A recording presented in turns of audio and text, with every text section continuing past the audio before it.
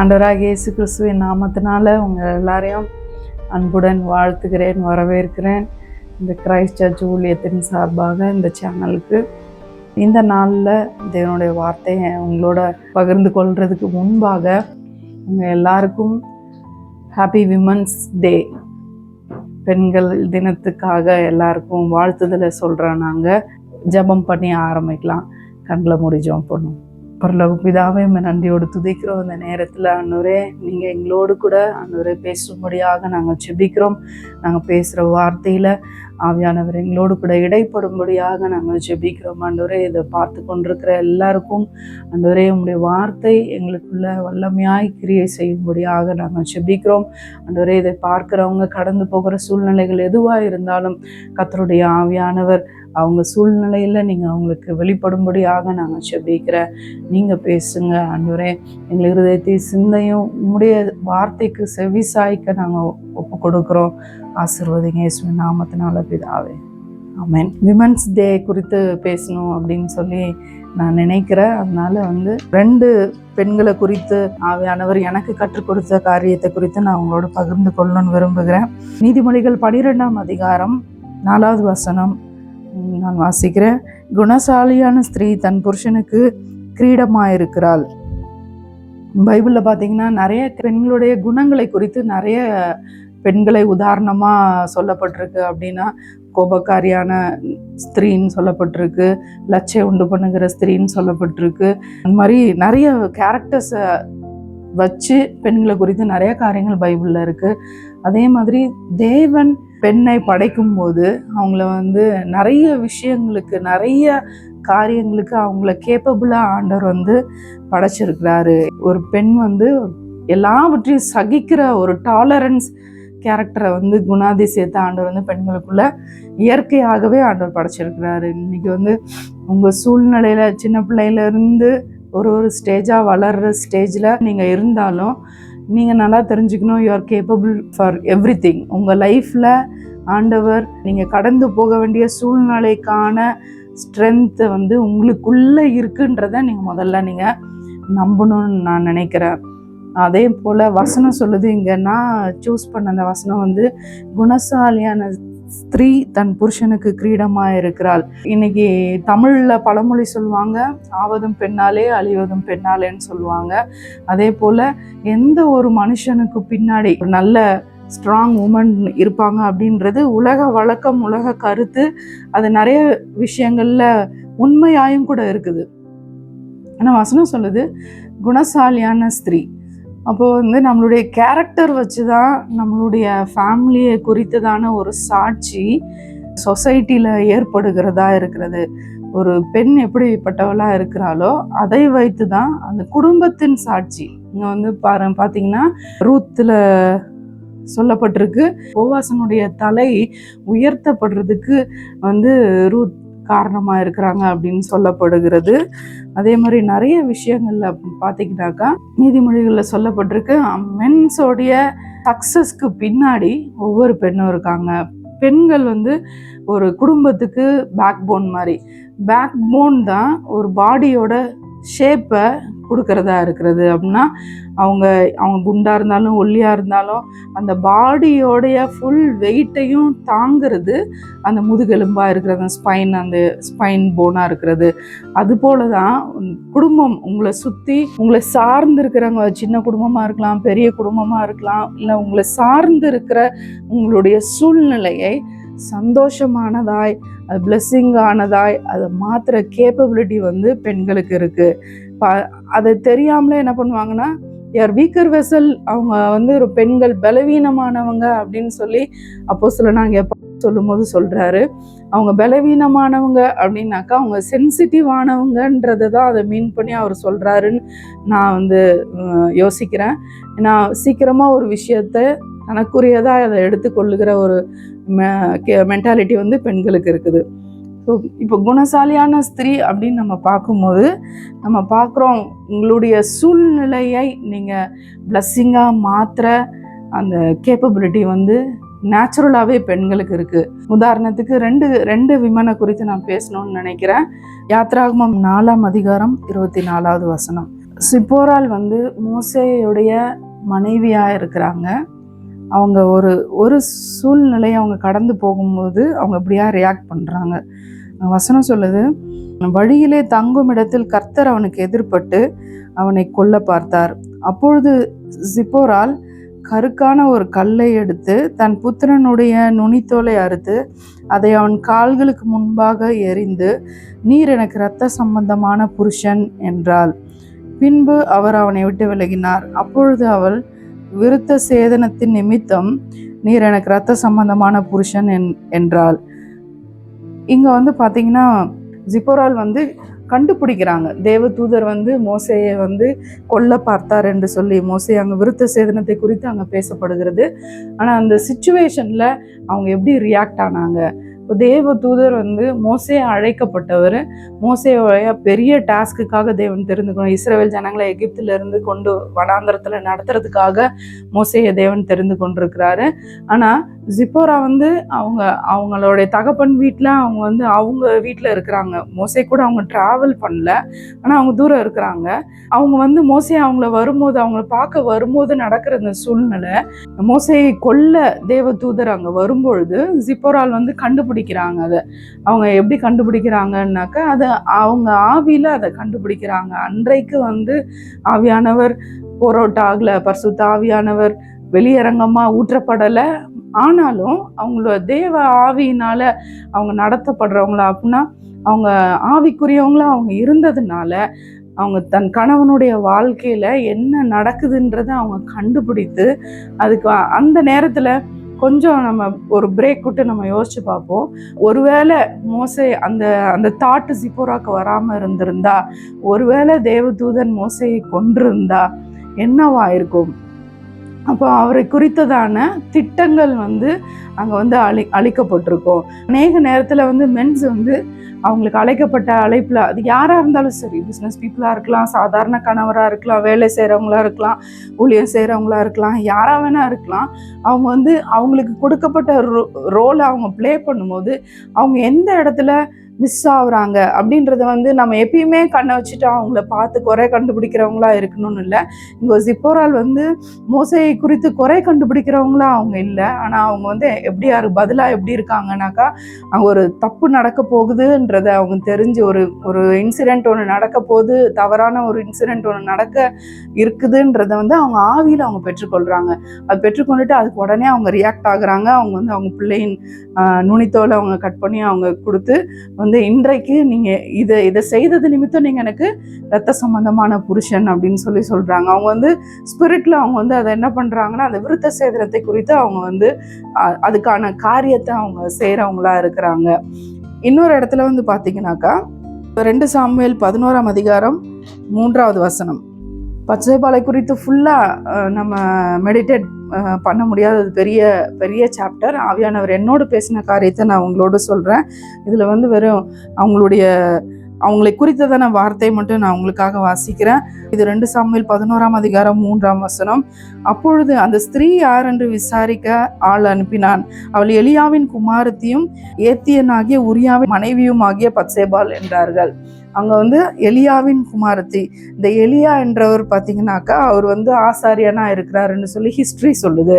பத்சேபாள் வந்து ஒரு ஊழியக்காரனுடைய மகளா இருக்கிறாங்க. அந்த காலத்து ஊழியத்தின்படி ஆசாரிப்பு கூடாரத்தில் ஆசாரிய ஊழியம் செய்கிற ஒரு ஊழியக்காரனுடைய மகளா இருக்கிறாங்க. பத்சேபாள் அவங்களுடைய லைஃப்பை நீங்கள் எடுத்து பார்த்தீங்கன்னாக்கா, முதலாவது அவங்க வந்து உரியாவின் மனைவியா இருக்கிறாங்க. உரியாவின் மனைவியா அவங்க வாழ்ந்து கொண்டிருக்கும் போது பார்த்தீங்கன்னாக்கா, அவங்க வாழ்க்கையில அவங்க லைஃப் ஸ்மூத்தா போயிட்டு இருக்கு. அவங்களுக்கு எந்த பிரச்சனையும் இல்லை. அவர் யுத்தத்துக்கு போவார், அவர் யுத்த வீரனாக இருக்கிறாரு, அவர் யுத்தத்துக்கு போவார் வருவார், அவங்க லைஃப் ஸ்மூத்தாக போயிட்டுருக்கு. இப்போ அவங்க வாழ்க்கையில் ஒரு பெரிய புயல் வருது. என்னன்னாக்கா, உரியா வந்து மரித்து போகிறாரு. பத்சேபாளுக்கு வர்ற விஷயம் என்னன்னாக்கா, தன் கணவனாகிய யூரியா யுத்தத்தில் மரித்து போனார், அவ்வளோதான். இங்கே தாவீது பண்ணுற ஸ்கீம் வந்து லேட்டாக தான் பத்சேபாளுக்கு தெரிகிறதா இருக்கிறது. உரியா மரித்து போகிறாரு. அதுக்கப்புறம் இந்த மீன் டைமில் தாவீது வந்து அவரை சேர்த்து கொள்கிறாரு, உரியா பத்சேபாலை சேர்த்து கொள்கிறாரு. ஆனால் அவங்க மென்டலி எவ்வளோ க்ரஷ்டாக இருப்பாங்க. நான் ஒரு நாள் உடஞ்சி போயிருக்கும் போது ஆவியானவர் எனக்கு இந்த காரியத்தை குறித்து எனக்கு பேசினார். என்னுடைய வாழ்க்கையில் நான் உடஞ்சி போயிருக்கும் போது ஆண்டவர் இந்த வசனத்தை குறித்து என்னோட இந்த வார்த்தையும் இந்த இன்சிடென்ட்டையும் ஆவியானவர் எனக்கு அப்படியே என் கண்களுக்கு முன்பாக ஆண்டவர் விஷனாக எனக்கு காமிச்சாரு. பத்சேபாளுடைய சூழ்நிலையை பார்த்தீங்கன்னாக்கா, உரியா மரித்து போறாரு. அவங்களோட ஒய்ஃபா அவங்க வாழ்ந்திருக்காங்க. அவருடைய கணவன் இறந்து போனதை குறித்து துக்கம் கூட கொண்டாட முடியாத ஒரு சூழ்நிலை. ஆனா இந்த மீன் டைம்ல தாவீது அவங்களை சேர்த்து கொள்றாரு. அப்போ ஒரு புது லைஃபையும் அவங்களோட அடாப்ட் பண்ண முடியாத ஒரு நிலைமை. அதை தொடர்ந்து உடனே அவங்க கன்சீவ் ஆகுறாங்க. இந்த முதல் குழந்தை இறந்து போகுது. அப்போ தொடர்ந்து பார்த்தீங்கன்னா ஒரு 1 year 1 or 2 years 3 yearsக்குள்ள பார்த்தீங்கன்னா அவங்களுக்கு வெறும் என்னன்னா மென்டல் ஸ்ட்ரெஸ், வெறும் இமோஷனல் ஸ்ட்ரெஸ்ஸு, இழப்பு, நிறைய இழப்பு. அதாவது உரியாவின் மனைவியா இருந்ததுனால கண்டிப்பா அவங்க மேல அவங்களுக்கு அன்பு இருந்திருக்கும். அவங்க அன்பு அங்க பிரேக் ஆகுது. அவருக்காக அவங்க துக்கப்படக்கூட முடியல. இந்த புது வாழ்க்கையை சந்தோஷமா கூட ஏற்றுக்க முடியல. இந்த புது வாழ்க்கை தாவீதை அவரை சேர்த்து கொண்டதுனால இது பெருமைப்படுற விஷயமா இல்லை. ஏன்னா தாவீது உரியாவை கொன்று அந்த மீன் டைம்ல அவங்க உரியாக்கே தெரியாம இவங்க பத்சேபாலை இவங்க சேர்த்து கொள்றாங்க. ஸோ அப்போ இந்த பத்சேபாளுடைய நிலைமை பார்த்தீங்கன்னா வெளியே தலை காமிக்க முடியல, மரியாதையாக வெளியே போக முடியல. ஏன்னா அந்த காலத்தில் இந்த கல்ச்சர் ரொம்ப ட்ரெடிஷ்னலாக இருந்திருக்கிற சூழ்நிலையில் நீங்கள் யோசிச்சு பாருங்கள், இந்த உலகம் அவங்கள எப்படி பார்த்துருக்கோம், இந்த உலகம் அவங்கள எப்படி பேசியிருக்கோம், அங்கே இருந்த ஜனங்க அவங்கள எப்படி பேசியிருப்பாங்க. அது மட்டும் இல்லை, எப்படி சொல்கிறது, அவங்க வாழ்க்கையில் ஏன் இதெல்லாம் நடக்குதுன்னே அவங்களுக்கு தெரியல. இன்னைக்கு அநேக நேரத்தில் பெண்கள் அநேக ஏரியாவில் நம்ம ஈஸியாக ஒருத்தவங்க நம்புவோம், ஏமாந்து போவோம். வாழ்க்கையில் அநேக காரியங்கள், நிரந்தரம் இல்லாத காரியங்கள் அடிக்கடி ஈஸியாக பார்த்தீங்கன்னா பெண்களோட லைஃப்பில் ஈஸியாக வந்து போவோம். இல்லை நம்ம நேசிக்கிறவங்கள நம்ம இழந்து போவோம். புதுசாக ஒருத்தவங்களை நம்புவோம், நேசிப்போம், அதுவும் நமக்கு நிரந்தரமாக இருக்காது. ஸோ இந்த பிள்ளைங்க, எல்லாத்துக்கும் மத்தியில் பிள்ளைங்க, ஸோ பாரங்கள், சுமைகள். ஆனால் இதை எக்ஸ்ப்ரெஸ் பண்ணுற ஒரு சிச்சுவேஷனை யாரையும் சார்ந்து யார்கிட்டையுமே தன்னுடைய பிரச்சனையை சொல்லி யார்கிட்டையுமே அவங்க உதவி கேட்க முடியாத ஒரு சூழ்நிலை. ஸோ இப்படி இன்னைக்கு அநேக பெண்களுக்கு அப்படி இருக்கு. வெளியே ஆண்டவரை அறிந்த பிள்ளைங்களுக்கும் இருக்கு, ஆண்டவரை தெரிந்தவங்களுக்கும் இருக்கு, ஆண்டவரை தெரியாதவங்களுக்கும் இருக்குது. ஸோ இப்படிப்பட்ட சூழ்நிலையில இருக்கும்போது அவங்க ரொம்ப ஆறுதலான, அவங்க போல்டானவங்களா அவங்க லைஃப்ல அவங்க எழும்பி வர்றாங்க. அப்படின்னாக்கா வெளியே வார்த்தையினால, செய்கையினால அவங்க எதுவுமே அவங்க வெளிப்படுத்தல, பேசல. அந்த மௌனமாய் அவங்க கடந்து போன அந்த பாதை பார்த்தீங்கன்னா ரொம்ப ரொம்ப பெருசானது. இமோஷனல் ஸ்ட்ரெஸ்ஸு, சுற்றி இருந்தவங்களால அவமானங்கள், இன்னொன்று இழப்புகள், நேசிக்கிறவங்களை இழக்கிறது, திரும்ப கிடைக்கிறவங்களையும் உண்மையா நேசிக்க முடியல. அவங்க தாவீதை அவர் ராஜாவா இருந்து அவங்கள மேரேஜ் பண்ணிக்கிட்டதுக்கு இவங்க சம்மதித்திருந்தாலும் உண்மையா அந்த அன்பை நினைச்சு அவங்க சந்தோஷப்பட்டிருக்க முடியாது. ஏன்னா உடனே அந்த குழந்தை இறந்து போயிடுது, முதல் குழந்தை அவங்களுக்கு இறந்து போயிடுது. அப்போ சுற்றி இருக்கிறவங்க மத்தியில அவங்க எப்படி அவங்க தலை நிமிர்ந்து நிற்பாங்க? ஸோ அவங்களுடைய நம்பிக்கை என்னவா இருந்தது இந்த சூழ்நிலையை அவங்க கடந்து போகும்போது? நான் ஒரு டஃப்பான சூழ்நிலையில நான் கடந்து போகும்போது ஆண்டவர் எனக்கு இது பேசினாரு. பெண்களுடைய வீக்னஸ் இமோஷனலா யாராவது ஒருத்தவங்க சப்போர்ட் பண்ணிட்டே இருந்தாக்கா அவங்க ஹெல்த்தியா இருப்பாங்க, அவங்க ஆரோக்கியமா இருப்பாங்க.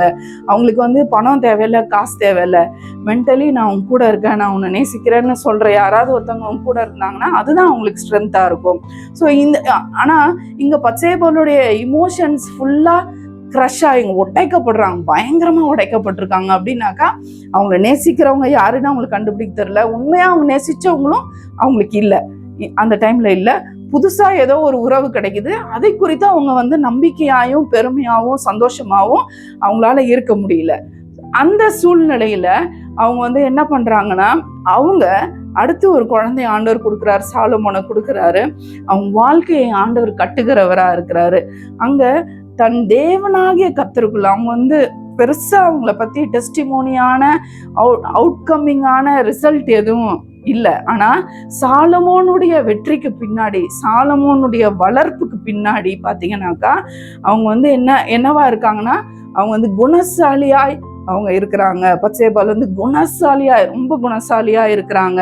அவங்க வந்து சாலமோனுக்கு இன்ஸ்ட்ரக்ஷன் கொடுக்குறாங்க. நீ இள வயதுல ப்ராவர்ப்ஸ் 30-31 ஃபுல்லாவே நீங்க பாத்தீங்கன்னாக்கா, மகனே நீ இதை செய்யாத, நீ இதை செய், இளம் வயதுல நீ ராஜாவாகிற, ராஜாவுக்கு திராட்சை ரசம் தகுதியானது இல்ல, ராஜாவுக்கு மனைவி எப்படி இருக்கணும், பெண்கள் எப்படி இருக்கணும் அப்படின்னு சொல்லி பாத்தீங்கன்னாக்கா, சாலமோன் எழுதுற ஞானத்துக்கு பின்னாடி பத்சேபாலுடைய இன்ஸ்ட்ரக்ஷன்ஸ் வந்து 1000 இருக்கு. அப்போ இதெல்லாம் அவங்களுக்கு எங்க இருந்து வந்துச்சு? அந்த நாட்கள்ல பாத்தீங்கன்னா, இயேசு கிறிஸ்து வந்ததுக்கு அப்புறம், அவருடைய உயிர்த்தெழுதலுக்கு அப்புறம், பரிசுத்த ஆவியானுடைய போராட்டத்துக்கு அப்புறமா இன்னைக்கு அட்வான்ஸ்டா டெக்னாலஜி வளர்ந்துருக்கு. இன்னைக்கு வந்து ஊழியங்கள் அநேக நம்ம நாலேஜை பெற்றுக்கொள்றதுக்கு நிறைய வழிகள் இருக்கு. ஆனா அந்த நாட்கள்ல இல்லை. ஆனாலும் அவங்களுக்குள்ள இருந்த ஒரே ஒரு நம்பிக்கை, ஆறுதல் என்னவா இருந்திருக்கும்? ஆண்டவரை அவங்க பற்றி கொண்டிருந்திருப்பாங்க. கர்த்தர் அவங்களோடு கூட இருக்கிறாரு, அவங்களுடைய வாழ்க்கை தேவன் சரி பண்ணுகிறவரா இருக்கிறாரு என்று சொல்லி அவங்க வந்து உறுதியா நம்பி இருப்பாங்க. அவங்களுடைய குணங்கள் தான் அந்த சூழ்நிலையை கேரி அவுட் பண்றதுக்கு பெரிய ஸ்ட்ரென்த்தா இருந்திருக்கு. இன்னொன்னு, தாவீது ராஜாவை குறித்து நம்ம பார்க்கும்போது பார்க்குறோம், அவங்க வந்து நிறைய விஷயங்கள்ல இதை தப்பா பேசுறவங்க உண்டு, அது தப்பான விஷயமும் தான். அநேக இடங்கள்ல அவர் வந்து நிறைய பெண்களை அவர் வந்து சேர்த்து கொண்டார் என்று சொல்லி, ஆனா ஒரு பத்சேபால திருமணம் ஆனதுக்கு அப்புறமா நான் நினைக்கிறேன் தாவீது ராஜா கூட அதுக்கப்புறம் வேற எந்த பெண்ணையும் அவர் வந்து திருமணம் பண்ணல அப்படின்னு சொல்லி நான் நினைக்கிறேன். ஏன்னாக்கா, அவருடைய இருதயத்துக்கு ஒரு மனுஷனை திருப்தி ஆக்குகிற, இவங்க என்னோட சோல்மேட்டுன்னு ஒருத்தவங்களுக்கு தெரிஞ்சிச்சுனாக்கா அதுக்கப்புறம் அவங்க இன்னொருத்தவங்களை தேடி போக மாட்டாங்க. ஸோ அப்படி வந்து தாவீதுடைய இருதயத்துக்கு ஏற்றவங்களா ஒருவேளை பத்சேபால் இருந்திருப்பாங்க. ஏன்னா சாலமோன் ராஜாவாகிறதுக்கு முன்னாடி அதோனியா வந்து ராஜாவாக ட்ரை பண்றாரு. அப்போ வந்து ஆலோசனை சொல்றாங்க இவங்க தாவீது ராஜாக்கு. இப்போ பத்சேபால் வந்து எங்க இருந்து இதை பெற்றுக்கொண்டாங்க? அவங்க தேவனாகிய கர்த்தர் இடத்துல இருந்து அவங்க பெற்றுக்கொண்டாங்க. அவங்க நம்பிக்கை கர்த்தரா இருக்கிறாரு, அவங்க நம்பிக்கை வந்து ஆண்டவரா இருக்கிறாரு. அதே போல பெண்களா இருக்கிற நீங்க நானும் என்ன பலப்படுத்தின இந்த வார்த்தை, இந்த காரியங்கள் எல்லாம் ஆண்டவர் எனக்கு காண்பித்து ஆண்டவர் என்னோட பேசினாரு. எல்லாவற்றையும் நீ திருப்பி கொள்வாய். நீ எதெல்லாம் இன்னைக்கு நீ இழக்கிற மாதிரி நீ ஃபீல் பண்றியோ, இன்னைக்கு எதை இமோஷனலா உனக்கு சப்போர்ட் இல்லைன்னு ஃபீல் பண்றியா, நீ உனக்கு யாரும் உன்னை நேசிக்கலன்னு ஃபீல் பண்றியா, இல்ல உன்னோடு கூட டிராவல் பண்றவங்களுக்கு யாரும் இல்லைன்னு ஃபீல் பண்றியா, ஆனா எல்லாவற்றையும் கர்த்தர் திருப்பி தர முடியும் என்று சொல்லி ஆண்டவர் எனக்கு பேசினாரு. அதை ஆண்டவர் என் வாழ்க்கையில செஞ்சாரு. அப்படின்னா வெளியரங்கமா என் வாழ்க்கையில பெரிய இழப்பு ஒண்ணுமே இல்லை. ஆண்டவர் என்ன ரொம்ப மென்மையா வச்சிருந்தாரு. ஆனா பர்சனலா, ஸ்பிரிச்சுவலா, இமோஷனலா நான் ரொம்ப உடைக்கப்பட்டிருந்த காலங்கள் அநேகம் உண்டு. அந்த நேரத்துல ஆண்டவர் எனக்கு இந்த வார்த்தையை கொண்டு என்னோட கூட பேசினாரு. இதே வார்த்தை இன்றைக்கு விமன்ஸ் டேவா இருக்கு. நீங்க விமன்ஸ் டேவை செலிப்ரேட் பண்ற அளவுக்கு நம்மளுடைய உலகம், இந்தியா வந்து அட்வான்ஸ்டா வளர்ந்துருக்கு. அதுக்காக நான் ஆண்டவருக்கு ஸ்தோத்திரிக்கிறேன். அதே போல இன்றைக்கு நீங்க எங்கெங்கெல்லாம் உடைஞ்சு போய் இருக்கீங்களோ அப்படின்னா, உங்க குடும்ப வாழ்க்கையில, இல்லைன்னா ஃபியூச்சரை தேடி எதிர்பார்த்து, இல்லைன்னா உடைந்து போன குடும்பங்கள், அப்படி நீங்க எந்த சூழ்நிலையில இருந்தாலும் உங்களுடைய இமோஷன்ஸை ரெஸ்டோர் பண்ண ஆவியானவரால முடியும்ன்ற நற்செய்தியை தான் நான் உங்களுக்கு சொல்ல வருகிறேன். ஆவியானவர் இமோஷன்ஸை அவர் என்னைக்குமே வந்து முதலாவது உங்க இமோஷன்ஸு காயம் கட்டிட்டு தான் ஆண்டவர் வெளியரங்கமான காரியங்களை ஆண்டவர் செய்கிறவரா இருக்கிறாரு. இயேசு கிறிஸ்து பூமிக்கு வரும்போது அவர் கண்டம்னேஷனே அவர் கொண்டு வரல. இந்த உலகம் தீர்க்கிற நியாய தீர்ப்பை அவர் வந்து எங்கேயுமே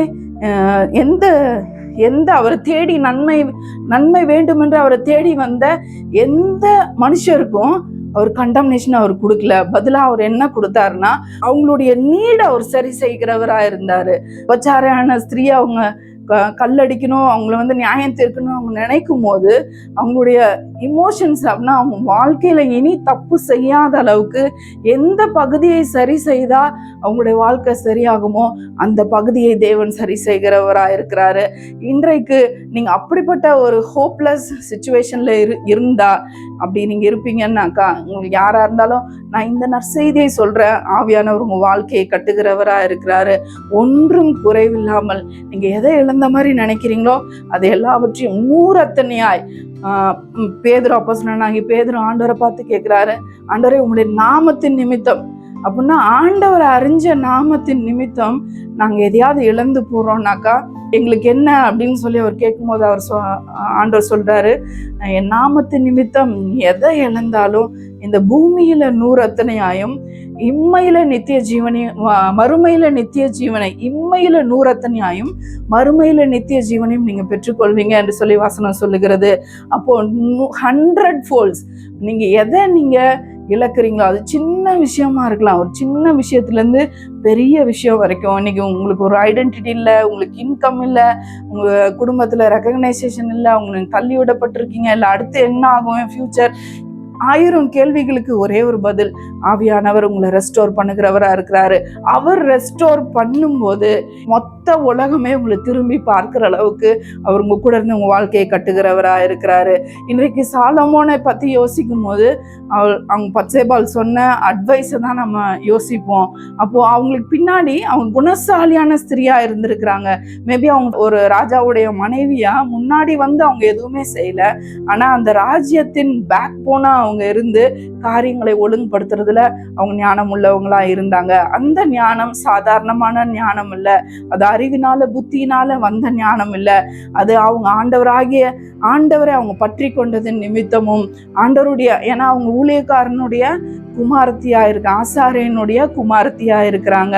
அப்போ அவங்க லைஃப்ல வர்ற பிரச்சனைய அவங்க எப்படி கேரி அவுட் பண்ணணுன்றத அறிவின் மூலமாய் தன் தகப்பன் மூலமா அவங்க பெற்றுக்கொண்டிருந்தாலும் அதை கடந்து போகும்போது ஆவியானுடைய பலத்தினால அவங்க நின்றாங்க.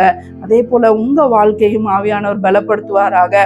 ஆண்டவர் உங்க வாழ்க்கையில இருக்கிறாரு, அவர் உங்க வாழ்க்கையை கட்டுகிறவரா இருக்கிறாரு. இந்த வார்த்தையின்படி ஆண்டவர் உங்களை ஆசீர்வதிப்பாராக. கண்களை மூடி ஜெபம் பண்ணுவோம். பிதாவே நன்றியோடு துதிக்கிறேன், தாவே ஸ்தோத்திரிக்கிறோம், பாவமை மகிமைப்படுத்துகிறோம். ஆண்டவரே இந்த நேரத்தில் ஆண்டவரே இந்த விமன்ஸ் டேவை ஆண்டவரே நாங்கள் பிளஸ் பண்ணி எல்லா விமன்ஸையும் நான் பிளஸ் பண்ணி ஜெபிக்கிறாங்க தாவே. அப்பா ஆண்டவரே குடும்பங்களை கட்டுகிறவர்களாய் கர்த்தர் நீங்க வந்து அவங்க ஒவ்வொருவரையும் அவங்க குடும்பத்துல ஆண்டவரே அவங்களை ஆசீர்வாதமாய் நீங்க வைக்கும்படியாக நாங்கள் ஜெபிக்கிறோம். ஒருவேளை அதை ஆண்டவரே ஆண்கள் தெரிந்திருந்தாலும் தெரியாமல் இருந்தாலும், குடும்பத்தார் அவங்களை உணர்ந்தாலும் உணராம இருந்திருந்தாலும் ஆண்டவரே உண்மை நோக்கி பார்க்கிற ஆண்டவரே ஒரு முகங்கள் கூட ஆண்டவர் வெட்கப்பட்டு போகாது இருக்கும்படி ஆவியானவர் அவங்களை கட்டும்படியாக நான் ஜெபிக்கிறேன்ப்பா. அவங்களுடைய இமோஷன்ஸை ஆண்டவரே அவங்க உடைந்திருக்கிற காரியங்கள்ல ஆவியானவர் கட்டும்படியாக நான் ஜெபிக்கிறேன். ஆண்டவரே இன்னும் அதிகமாய் ஆண்டவரே உண்மை சார்ந்து கொள்ள, உண்மை நேசிக்க, ஆண்டவரே உண்மை பற்றி கொள்ள இன்னும் கற்றுத்தருவீராக. ஆண்டவரே நீங்க அவங்களோடு கூட இருக்கிறீங்க.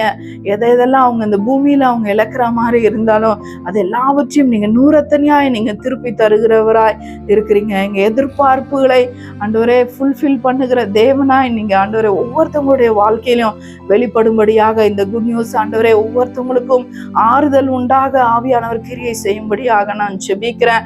ஆண்டவரே ஒருவேளை கணவனுடைய இருதய அன்புல ஆண்டவரே உடைக்கப்பட்டிருந்த குடும்பங்களா இருந்தால் ஆண்டவரே அன்புல அவங்கள ரீபில்ட் பண்ணும்படியாக நான் ஜெபிக்கிறேன். ஸ்பிரிட் ஆஃப் ரெஸ்டோரேஷன் ஆவியானுடைய அன்பு ஆண்டவரே வாழ்க்கையை திரும்ப கட்டுகிறதாய் வெளிப்படும்படியாக நான் ஜெபிக்கிறேன். கர்த்தாவே நீங்க அற்புதங்களை செய்வீராக. ஆண்டவரே நாங்க நல்ல சாட்சிகளை கேள்விப்பட உதவி செய்யுங்க. இந்த நாளை ஆசீர்வதிப்பீராக. உலகெங்கிலும் இருக்கிற எல்லா விமன்ஸையும் நான் பிளஸ் பண்ணி நான் ஜெபிக்கிறேன்.